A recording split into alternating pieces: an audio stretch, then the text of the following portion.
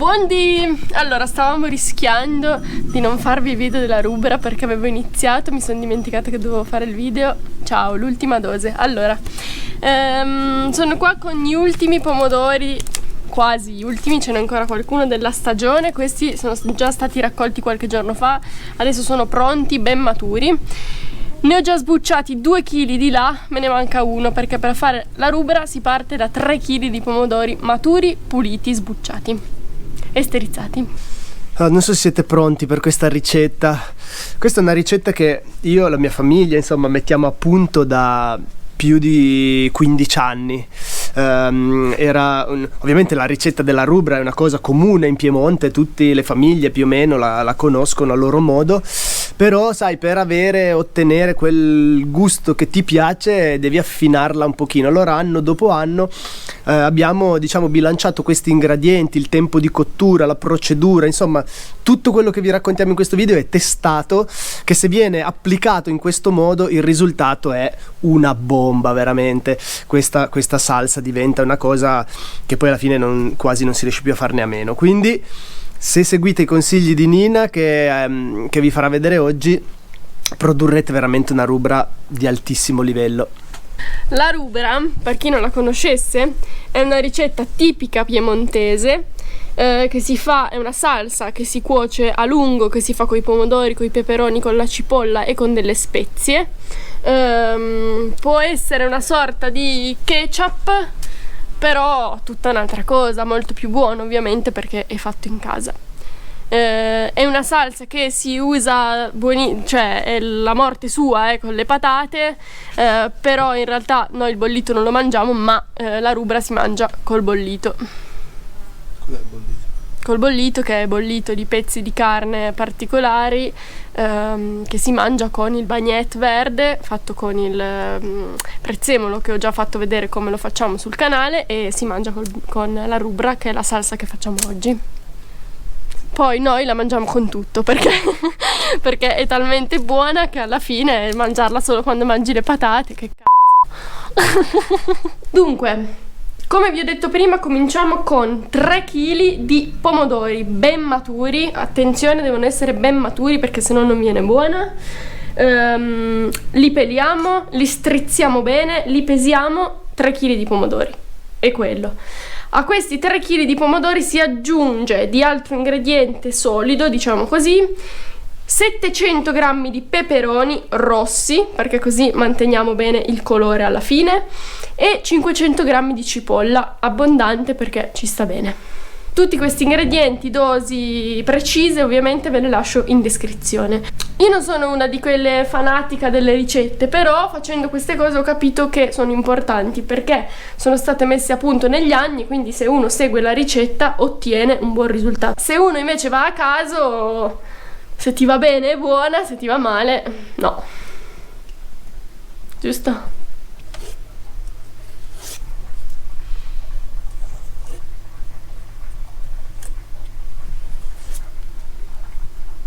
Adesso ho finito di preparare peperoni, pomodori e cipolla. Adesso vi faccio vedere quali sono gli altri ingredienti che aggiungo, che sono fondamentali per creare il gusto particolare, speziato della rubera. Intanto metto questo mezzo chilo di cipolle che ho tagliato a pezzettini, lì.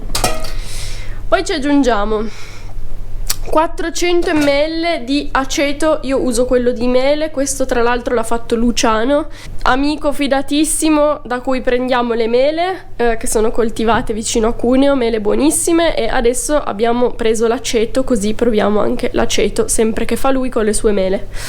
Poi aggiungiamo pepe macinato, un bel cucchiaino, 6 chiodini di garofano, 2 cucchiaini di cannella, 150 g di zucchero, 2 cucchiai di sale grosso e un bel peperoncino.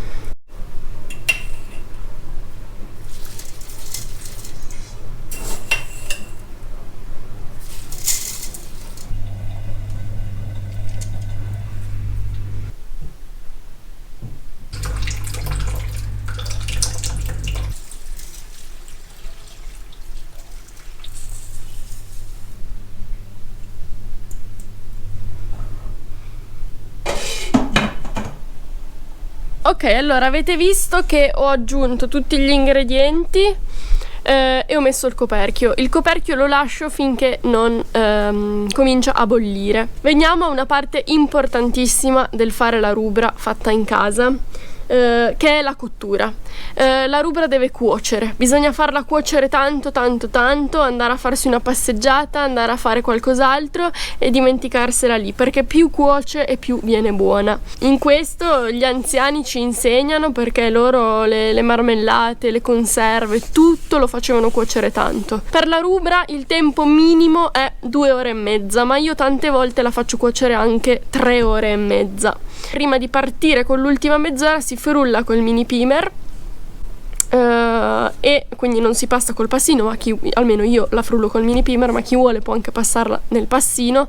Però siccome in questo caso non c'è scarto da togliere perché la buccia l'abbiamo tolta, si può frullare col mini pimer e si fa cuocere ancora mezz'ora prima di invasettare. Questo è quanto. Ovviamente non l'abbandoniamo lì, ogni tanto bisogna girarlo e dare un'occhiata, anche perché a seconda dei pomodori, degli ingredienti che si usano, la cottura può variare, può essere che ci va meno tempo, che ci va più tempo, bisogna guardare, quindi la seguiamo un po', stiamo attenti, però cerchiamo di farla cuocere più che possiamo e così abbiamo una rubra assicurata.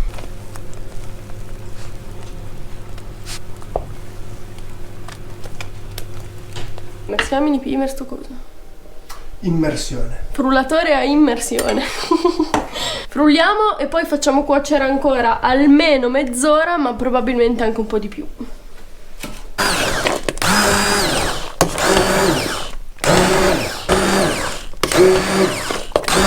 A questo punto diciamo che cominciamo a capire un po' la consistenza. La mia è già abbastanza corposa dopo 2 ore di cottura, però io la voglio far consumare ancora, quindi sicuramente la farò cuocere ancora almeno 1 ora. A noi piace ben concentrata, quindi io preferisco cuocerla 1 ora, anche 1 ora e mezza in più. Con 3 ore e mezza di cottura totali ottengo una rubra che mi soddisfa.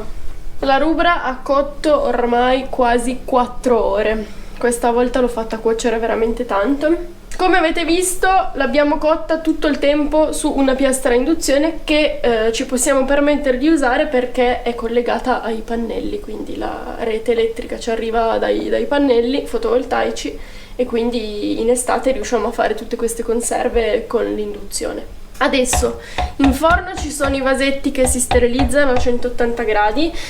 Per questa ricetta, visto che ci sono zucchero e aceto, quindi è una composizione acida che si conserva bene, io non faccio bollire i vasetti dopo che ho invasettato, ma invasetto con i vasetti bollenti appena usciti dal forno. Addirittura quando versiamo la rubra nel vasetto, la rubra bolle un po' dentro il vasetto, lo tappo subito, in 2 secondi va sotto vuoto. In questa maniera non c'è bisogno, secondo noi, di far bollire anche i vasetti dopo. Per questa dose di rubra, a seconda di quanto della resa del pomodoro, noi quest'anno abbiamo pomodori che rendono moltissimo, a me escono 20 vasetti piccoli, di quelli piccoli bormioli. Ah, dimenticato una cosa, ne avevo tolti 2 cucchiai, l'ho fatta raffreddare un po', adesso assaggiamo perché assaggiarla calda non merita. Le vuoi assaggiare tu? Assaggio io?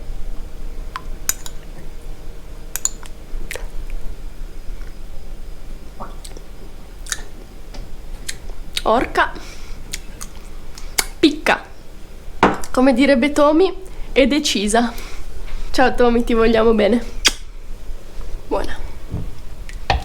Buonissima, devo dire, anche grazie all'aceto di Luciano che ci ha dato un qualcosa in più. Noi prima usavamo aceto ovviamente di mele, ma comprato, e invece con un buon aceto artigianale già cambia. Appena finito di invasettare e stanno già andando sotto vuoto.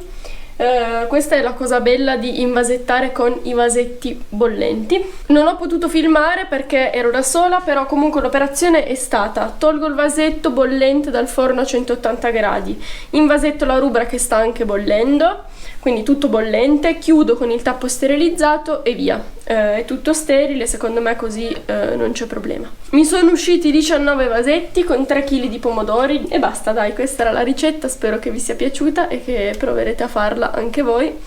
e che la rubra si sparga per l'Italia e per il mondo. Niente, adesso fatene tesoro, provate, vi prego, almeno una volta a farla senza cambiare niente. Ah, ma l'aceto non mi piace, la cannella non mi piace, no. Provate una volta a farla così come ve l'ho fatta vedere io, se poi non vi piace allora qualche modifica si può fare, ma secondo me se vi fidate andate bene. Arvezze!